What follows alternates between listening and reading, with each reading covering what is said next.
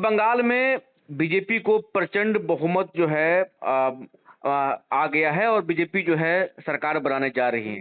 हमारे साथ पूर्व मंत्री रामसूरत राय जी हैं। रामसूरत जी, करीब करीब हम ये देखेंगे तो 6 महीने से अधिक समय से आप बंगाल में डटे हुए थे, तमाम जगह जा रहे थे।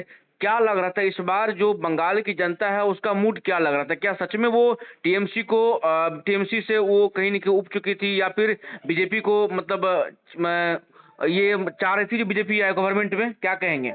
निश्चित तौर पे बंगाल की जो महान जनता है, हम्म। दीदी की चालाकी समझ चुका था लोग। हम्म। और दीदी के गुंडों के द्वारा जो गुंडागर्दी हो रहा था, हम्म। उस गुंडागर्दी को समाप्त करना वहाँ की जनता चाह रही थी और एक अच्छे पार्टी की तलाश कर रही थी। जो सबसे अच्छे पार्टी के तौर पे भारतीय जनता पार्टी उभर के वहाँ आई है और फुल मैंडेट देने का काम वहाँ लोगों ने दिया है।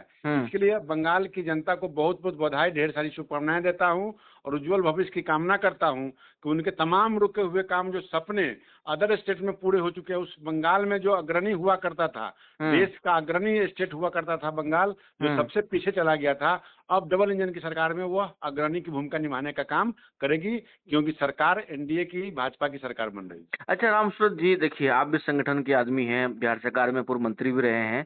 आप जो बंगाल में इतना दिन तक थे, तो क्या सबसे ज्यादा आपको वहाँ परेशानी क्या लग रहा था? मतलब क्या लग रहा था जो ये कारण है जो इस बार टीएमसी का विदाई तय है, क्या ऐसा लगा था कारण? वहाँ का कारण, सबसे बड़ा कारण ये था हम्म। कि ममता दीदी बंगाल को बांग्लादेश बनाना चाह रही थी। हम्म।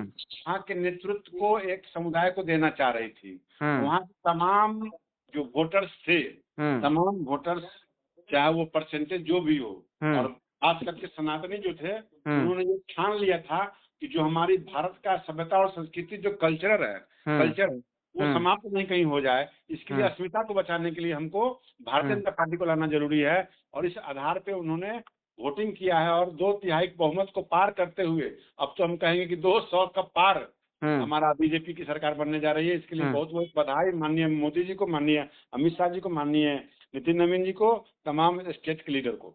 आपको ये आभास पहले लग चुका था जिस बार हम लोग गवर्नमेंट में आएंगे?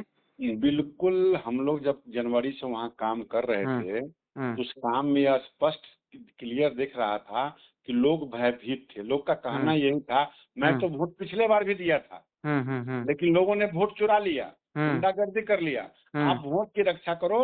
तो जो माननीय अमित शाह जी ने कहा, भय समाप्त हुआ, तो भय को समाप्त करके आपने देखा और खुशहाली इन हुआ। तो उसको आधार पे लोगों ने वोटिंग किया, उसका आधार का परिणाम देखने को आज हम लोग को मिल रहा है। अच्छा, एक सवाल और लेंगे रामसूरत जी। देखिए तेजस्वी यादव भी गए थे, जहाँ जहाँ क्षेत्रीय दल सक्रिय रूप से गवर्नमेंट में, मतलब गवर्नमेंट में थे, वहाँ वहाँ तेजस्वी यादव गए, जैसे कि बंगाल गए, केरल गए, तमिलनाडु गए स्टालिन के लिए।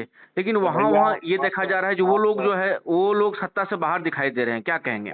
5 मिनट मैं आपका 2 मिनट लेना चाहूंगा। ऐसे लोगों का नाम ले रहे हैं जो क्षेत्र में जनता को जिताने नहीं गए थे, पिकनिक मनाने गए थे लोग। और ये राहुल गांधी हो, चाहे तेजस्वी यादव हो, चाहे अखिलेश यादव हो, ये लोग अपना घर तो संभाल नहीं पा रहे हैं, दूसरे का क्या घर संभाल पाएंगे लोग। तो ये लोग दिखाने के लिए गए थे कि भविष्य में कहीं हम लोग कुछ गठबंधन करें तो दीदी हमारे पक्ष में बोले। लेकिन ये लोग का तो अपना अस्तित्व समाप्त है, दूसरे का क्या अस्तित्व बचाने का काम करेंगे। अच्छा, क्या लग रहा है जो कांग्रेस के लिए क्या मैसेज दीजिएगा? कांग्रेस को कैसे देखते हैं? क्योंकि कांग्रेस एक राष्ट्रीय पार्टी है और आज पतन के कगार पर कहीं न कहीं बंगाल में हम देख रहे हैं कहीं। मैं स्पष्ट कर देना चाहता हूँ, वो एक राष्ट्रीय का लेबल लगा हुआ है, लेकिन क्षेत्रीय से भी बुरा हाल है कांग्रेस को अपना लीडर चेंज करना चाहिए, नेतृत्वकर्ता चेंज करना चाहिए। क्योंकि जिस अंधेरे की ओर कांग्रेस अपने परिवार को छोड़ दीजिए, पार्टी को ले जा रहा है, ये दुखद है। आप कहाँ रामसूरत जी कैंपेन किए थे? कूच बिहार में कहाँ पे? कूच बिहार जिला था। बोले जो पूर्व स्वास्थ्य मंत्री मंगल पांडे जी वहाँ के प्रभारी हैं, और उनके लिए क्या मैसेज दीजिए? कहीं न कहीं हमारे जिस तरीके से बारीकी से एक वर्कर की तरह काम किया है, ये लोग सभी हमारे आभारी तो है ही है, प्रभारी तो थे ही, धन्यवाद के पात्र हैं कि अपने आप को डाउन टू अर्थ एक बूथ लेवल पे भी जाकर हम लोगों ने काम किया है। और हम लोगों ने माननीय मंगल पांडे जी के नेतृत्व में, माननीय भूपेंद्र यादव जी के नेतृत्व में जो काम किया है, माननीय अमित शाह जी के नेतृत्व में, ये हम लोग को सौभाग्य प्राप्त हुआ है। इसके लिए मैं पुनः एक बार सब लोगों को बधाई और धन्यवाद देता हूँ। अच्छा, आप जो कूच बिहार में थे तो ये देखने को मिल रहा था, जो हम भी देख रहे थे, लगातार मंगल पांडे बंगाल में ही डेरा डाले हुए थे, तमाम जगह जा रहे थे, कहीं न कहीं आप लोग को आदरणीय मंगल पांडे जी विगत 5 वर्षों से बंगाल में।